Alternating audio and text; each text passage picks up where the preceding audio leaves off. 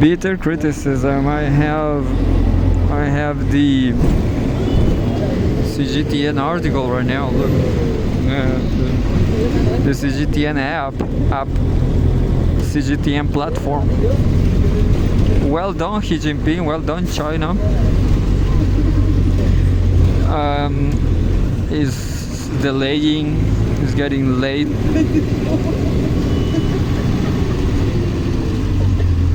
I'm sorry, there are some kids in the bus just laughing like stupid. So finally we have the platform. Well done. But I'm not interested on this news. Rescue ongoing after them. China, world, anything, politics, business. I will try to business because it's economy, but I prefer economy than business. But business is economy for a lot of sites like CGTN. It's getting late. Oh, have no. Maybe I'm running out of data. Who knows?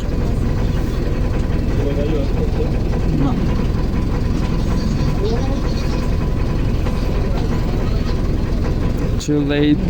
Getting too late here.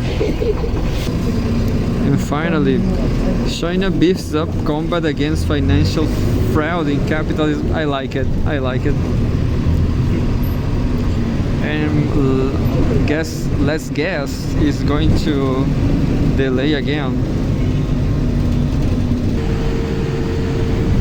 China beefs up. Over there, I'm not sure if you're watching. Well, there was a light over there. There's the stadium. Santiago Wanderers is losing. Palestinian team is winning 2-1. Anyway, good for them. China beefs up combat against financial fraud in capital markets. I was listening to another podcast from, I don't remember the name of this guy, but he's such a good YouTuber. It's Norton something, Flash Gordon.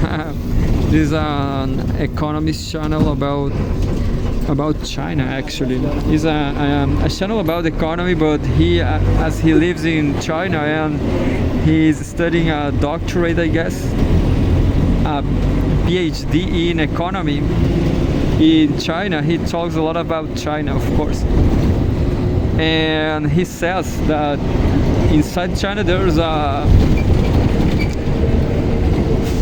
I don't remember now. This trade market. No, is you can buy assets. Understand? Well, financial capitalism. You can buy financial assets in China, as he says. Anyway, markets. July 5th, 2024. China beefs up combat against financial fraud in capital markets. CGTN, in a concerted effort to fortify the integrity of China's capital markets, Chinese authorities have rolled out a robust framework to curb financial fraud and enhance market discipline. The document has released on Friday by the China Securities Regulatory Commission, the Ministry of Public Security, the Ministry of Finance, the People's Bank of China, the National Administration of Financial Regulation, and the State-Owned Assets Supervision and Administration Commission of the State Council. The document underscores a relentless crackdown on fraudulent activities within the capital markets, including the illicit issuance of stocks and bonds. Yeah, that was he says. There's stock markets in China. It calls for a rigorous enhancement of the review and registration mechanisms governing the issuance and listing of securities.